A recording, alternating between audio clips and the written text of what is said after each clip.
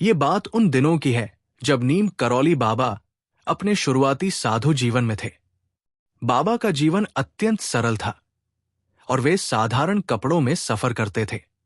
बाबा की शख्सियत में एक अद्भुत आकर्षण था। जहां भी जाते लोग उनकी ओर खिंचे चले आते थे, लेकिन उस समय तक बहुत कम लोग उन्हें पहचानते थे। एक बार बाबा को एक छोटे से गांव से किसी दूर स्थान की ओर जाना था। बाबा साधु स्वभाव के थे। उन्हें टिकट और नियम कानून की चिंता नहीं थी। उन्होंने बिना टिकट ही ट्रेन में यात्रा शुरू कर दी।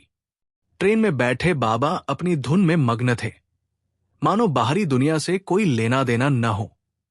उसी दौरान ट्रेन के टिकट चेकर टीटी बाबा के पास पहुंचे और टिकट दिखाने को कहा। बाबा ने मुस्कुराते हुए सहजता से कहा, मेरे पास टिकट नहीं है।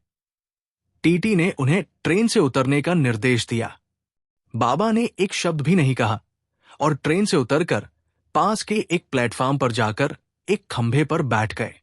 ट्रेन के रुकने का संकेत मिल चुका था और सभी यात्री सफर के लिए तैयार थे। लेकिन जैसे ही ट्रेन को चलाने का प्रयास किया गया, ट्रेन आगे बढ़ने से मना कर दी। इंजन के इंजीनियरों ने इंजन की पूरी तरह से जांच की, फिर भी ट्रेन एक इंच भी नहीं हिली। कई प्रयासों के बावजूद भी ट्रेन नहीं चल पाई। ये सब देखकर रेलवे अधिकारी हैरान थे। कोई समझ नहीं पा रहा था कि आखिर क्या हो गया है। टीटी और अन्य कर्मचारियों ने हर संभव प्रयास कर लिया, पर ट्रेन जैसे किसी अदृश्य शक्ति से बंधी हुई थी। कुछ समय बाद किसी यात्री ने सुझाव दिया कि यह घटना बाबा के ट्रेन से उतरने के बाद हुई है।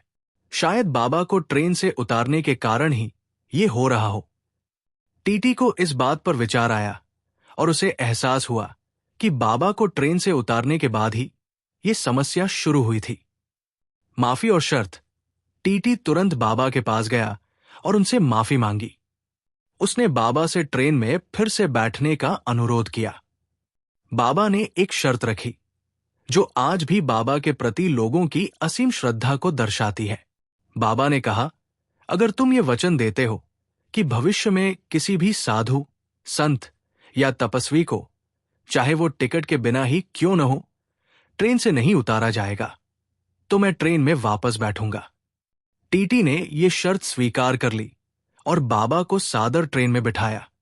जैसे ही बाबा ने ट्रेन में कदम रखा, ट्रेन में मानो जीवन लौट आया। ट्रेन बिना किसी रुकावट के सहजता से आगे बढ़ गई। ये घटना किसी चमत्कार से कम नहीं थी। नीम करौली स्टेशन का नामकरण। बाबा की इस चमत्कारी घटना के कारण लोगों में उनके प्रति गहरी श्रद्धा उत्पन्न हो गई।